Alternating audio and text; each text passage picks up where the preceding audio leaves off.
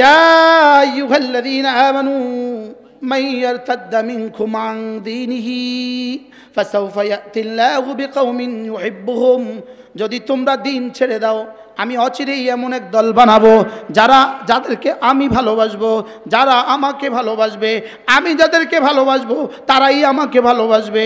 সুবহানাল্লাহ বলে। আমি যাদেরকে তারাই আমাকে কি করবে? তারাই আমাকে ভালোবাসবে।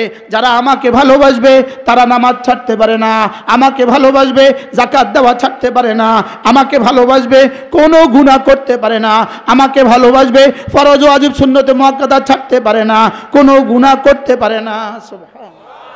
তাহলে ইউহিব্বুনাহুর মধ্যে কি কি আছে? সুবহানাল্লাহ। এক শব্দই তো না, উলামায়ে উম্মত একটা শব্দই তো না। ইউহিব্বুনাহু, তারা আমাকে ভালোবাসবে, তারা আমাকে ভালোবেসে নামাজ ছাড়বে না, আমাকে ভালোবেসে রোজা ছাড়বে না, আমাকে ভালোবেসে কোনো ফরজ ছাড়বে না, আমাকে ভালোবাসে কোনো ওয়াজিব ছাড়বে না, আমাকে ভালোবাসে কোনো সুন্নত ছাড়বে না, আমাকে ভালোবেসে কোনো ইবাদত ছাড়বে না, আমাকে ভালোবেসে আমার কোনো নাফরমানি করবে না। তাহলে ইউহিব্বুনাহুমের মধ্যে কি কি আছে?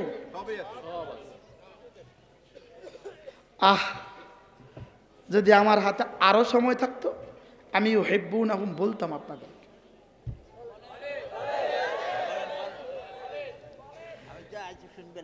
আল্লাহ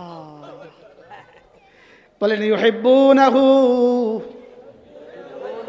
আবার বলেন আমরা আল্লাহকে ভালোবাসি, আল্লাহকে ভালোবেসেই নামাজ পড়ি, আল্লাহকে ভালোবেসেই রোজা রাখি, আল্লাহকে ভালোবেসেই যাকাত দেই, আল্লাহকে ভালোবেসেই হজ করি, আল্লাহকে ভালোবাসি এজন্যই দুর্নীতি করি না, আল্লাহকে ভালোবাসি এজন্য দুর্নীতি করি না, আল্লাহকে ভালোবাসি এজন্য চুরি করি না, আল্লাহকে ভালোবাসি এজন্য ডাকাতি করি না। কি ভাই, আল্লাহকে ভালোবাসি এই শব্দের মধ্যে কি কি আছে কি কি নাই? আচ্ছা, স্ত্রীর বাড়ি কোথায়, স্বামীর বাড়ি কোথায়? ছেলের বাড়ি নোয়াখালী, মেয়ের বাড়ি চিটাগাং। মেয়ের বয়স 20 বছর, ছেলের বয়স 30 বছর। দুজনকে জীবনে কখনো দেখিনি, জীবনে কখনো বুঝিনি, জীবনে কখনো কোনো ভালোবাসা হয়নি। শুধুই আজকে বিয়ে হয়ে গেছে। ছেলেটা কি বলল? আমি কবুল করিলাম। মেয়েটা কি বলল? আমি আমাকে তোমার কাছে সঁপে দিলাম। মেয়েটার পক্ষ থেকে ইজাব হয়ে গেল, ছেলেটার পক্ষ থেকে কবুল হয়ে গেল। শুধু দুটো শব্দ, এটা বলল আমি আমাকে দিয়ে দিলাম, অথবা বাবা বলল আমার মেয়েটাকে তোমার নেকাতে সফরদ করিলাম। আর ছেলে কি বলল? আমি কবুল করিলাম। এই সফরদ করিলাম, এই কবুল করিলামের শব্দের মধ্যে এবার বলুন তো দেখি এই দুই শব্দের মধ্যে কি কি আছে কি কি নাই? সুবহানাল্লাহ বলে। এই দুই শব্দের মধ্যে কোনটা কোনটা আছে কোনটা কোনটা নাই? এবার রাত্রিবেলা ছেলেটা বলল মশারি খাটাও, মশারি খাটাও। স্ত্রী বলল তোমার মশারি আমি খাটাবো কেন? এবার স্বামী কি বলল? তুমি আমাকে আমার নেকাতে সফরদ হলে কেন? জোরে বুঝো না কথা। এবার বললো আচ্ছা, সকালবেলা বললো নাস্তা বানাও। বললো তোমার নাস্তা আমি বানাবো কেন? উত্তর তুমি সফরদ হলে কেন? জোরে বলেন। এবার স্ত্রী বলল আমার জুতোটা ছিঁড়ে গেছে, তুমি জুতোটা এনে দাও। এবার স্বামী বলল তোমার জুতো আমি আনতে যাব কেন? তুমি আমাকে কবুল করলে কেন? জোরে কয় না। তাইলে বোঝা গেছে মালাহা ওয়া মা আলাইহা,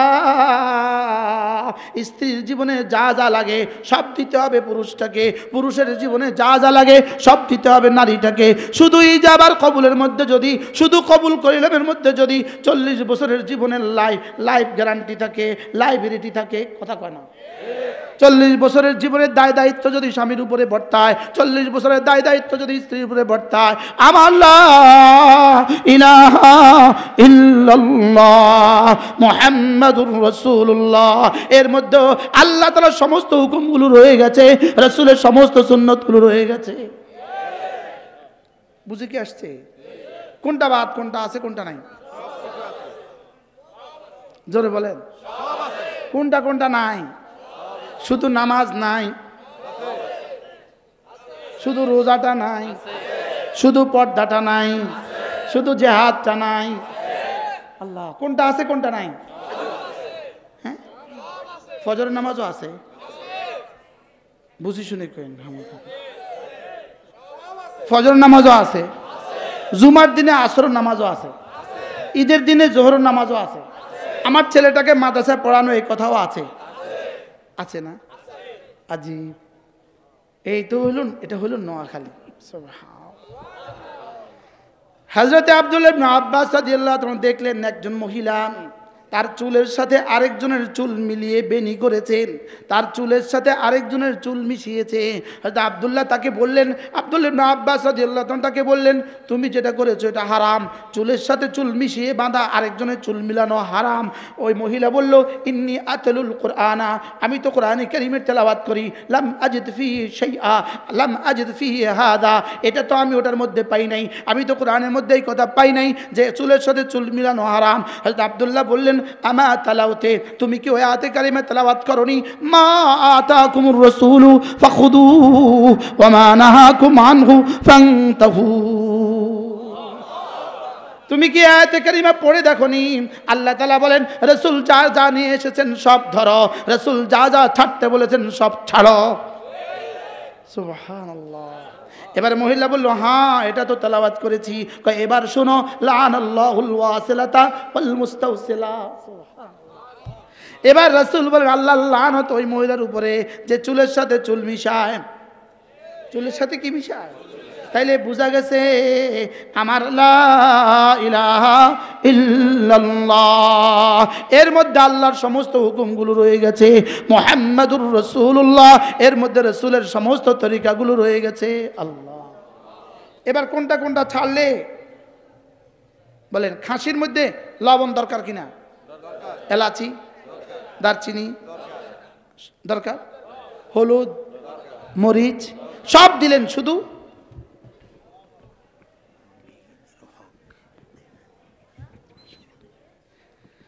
সব দিলেন। আচ্ছা শুধু কি দিলেন না? শুধু লবণ দিলেন না। বলেন তো এই খাসিটা কেমন হবে?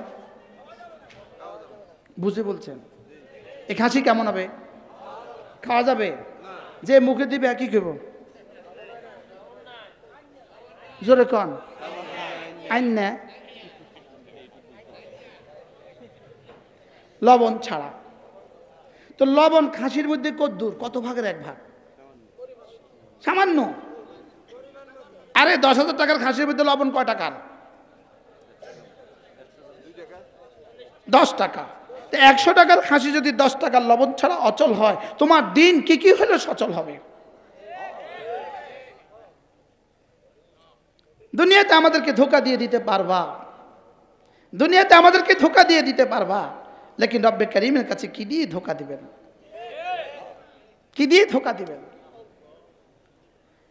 এজন্য মেরে ভাইও, দিন ছেড়ে দিলে রব্বে কারীম এমন এক জাতি বানাবেন যারা আল্লাহকে ভালোবাসবে।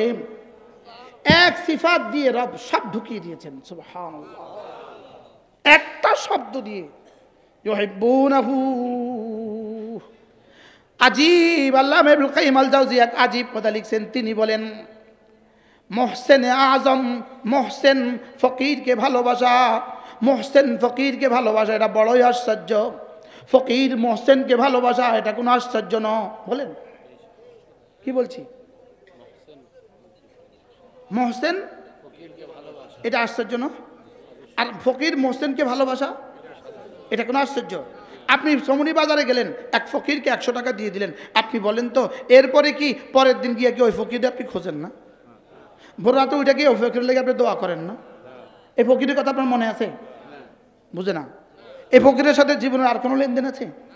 লেকিন এবার বলুন তো দেখি, ওই ফকিরে 100 টাকা পাইয়া বাড়ির যে কি কয়? পরের দিন বাজার আয়ের সময় আবার দরুদ শরীফ পড়ে, আল্লাহ লোকটারে আবার মিলাই দাও। ঠিক নি? এবার বলেন তো দেখি, ফকির কি করে? মোহসেনের কথা মনে রাখে কিনা?